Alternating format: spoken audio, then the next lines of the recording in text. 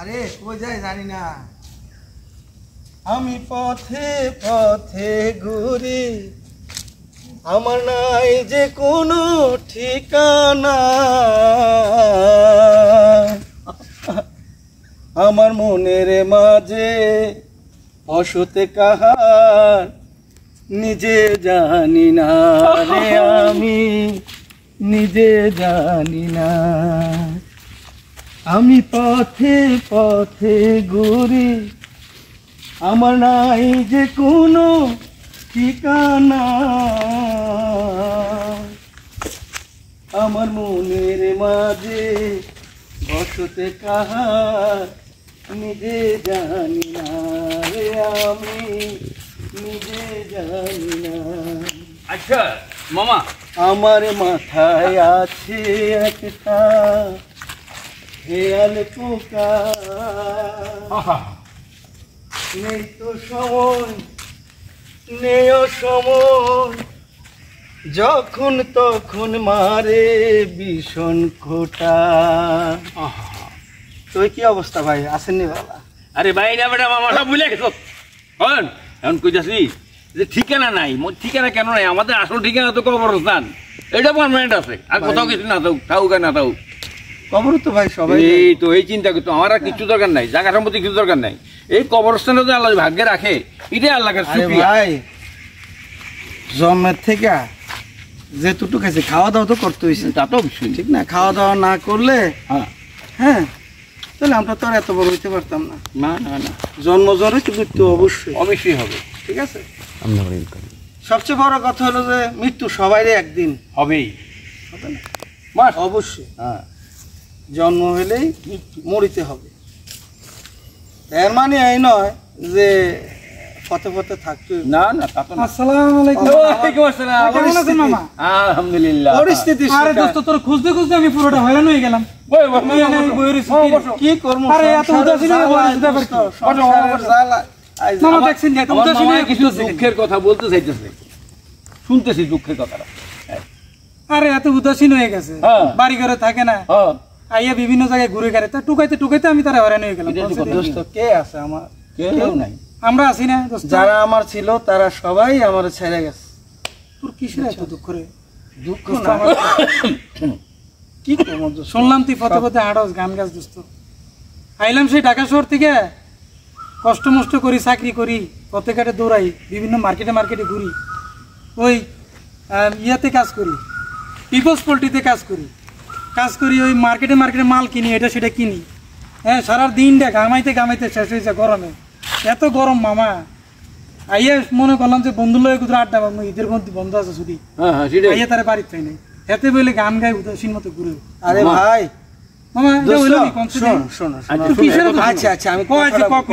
এই যে তুই কষ্ট করলি, এই যে এত কষ্ট করে আসছস ঢাকা থেকে, ঠিক আছে, যত কিছু করতেছস কার জন্য করতেছস?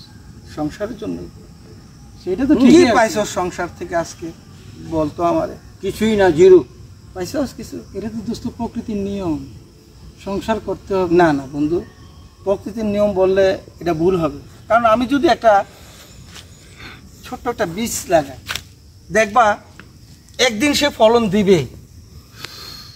আর আমরা এত কষ্ট করি, রাত নাই দিন নাই, সব সময় আমরা কষ্ট করি এই সংসারের জন্য। তাদের কাছ থেকে কি পাই রে বন্ধু, বল কি পায়? দুঃখ, দুঃখ, আজকে দুঃখ।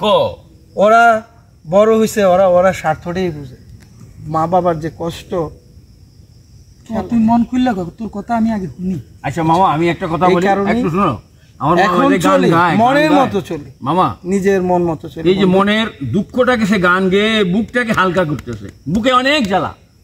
আরে মামা জ্বালা তো আছে, কিন্তু বন্ধু বান্ধব সাইডে এভাবে উদাসীন হয়ে যাবো, বনে বাজারে ঘুরবো, কি করবো? কেউ শুনে না, এটা কোনো কথা? মনের কথা কেউ শুনতে চায় না। তুমি এখন শুনতে চাইছো মামা, ও কেউ তো শুনতে চায় না। কাল গেছে ঈদ, আজকে ঘরে থাকবো, একটু সবারই নিয়ে ফুর্তি আমোদ করবো, ফ্যামিলি নিয়ে থাকবো, তারে বাড়িতে খুঁজে পাওয়া যায় না। দেখ দোস্ত, আমরা না থাকলে তো মামা তারা আজকে আমি পাইতাম। বহুদিন পরে মনের কথাগুলা তোর কাছে বলতে পারছি, এটাই শান্তি, এটাই শান্তি। দোস্ত শোন, সংসার করলে সংসারে দুঃখ থাকবো, কষ্ট থাকবো, এটাই স্বাভাবিক। ছেলেমেয়েরা যেমন আপন, স্ত্রী যেমন আপন, মা বাবা যেমন আপন,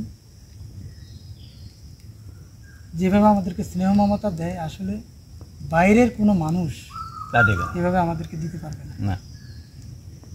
মাঝে মধ্যে তাদের কাছ থেকে আমাদের একটু অসন্তুষ্টি তারা আমাদের উপর হইতে পারে কোনো কোনো কারণে।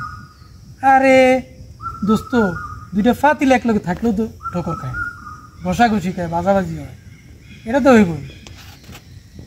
মনে হয় তোরে ভাবি কিছু কইছে দোস্ত? না না না, তোর ভাবির কাছ থেকে আমি সারা জীবন আরে ভালোবাসাই ভাবি, পাইছি রে বন্ধু। যখন গেছি মামা, আমার দোস্তের বউরা, আমার ভাবি কত যে আমারে আদর আপ্যায়ন করে জানেন। কি সুন্দর করে একটা চা বানাই, আমি গাড়া দুধের একটা সর দিয়ে একটা চা বানাই, কি মজা পাই মামা। মামা। এই যে সুন্দর করে চা বানায় খাওয়াইছে, এটাই বড় তৃপ্তি। আসলে মামা তৃপ্তি।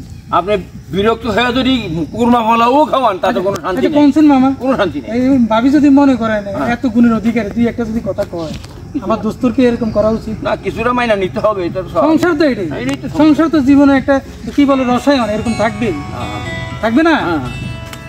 মামা, কি কর দোস্ত, এরকম উদাসীন হইস না। আমরা take it easy, easy, easy। পরিবারের সাথে তোর ভালো, সংসারে তোর থাকবো। ভাবির ভালোবাসার কারণে আমাদের সাথে এখনো সংসারটা ধরে রাখছিস। কবে কোথায় চলে যায় তা মানে চল খুঁজেও দোস্ত, পাইলে না রে বন্ধু। চল দোস্ত এবার বাড়ির দিকে যাই। মামা, আচ্ছা, আমি একটা কথা বলি, আমি আচ্ছা, দর্শক বৃন্দকে একটা কথা বলি, যারা দেখছেন, মানুষের মনের দুঃখের কথা শুনতে হয়, শুনে একটু সান্ত্বনা দিতে হয়, নাইলে সেই লোকটা পাগল হয়ে যাবে।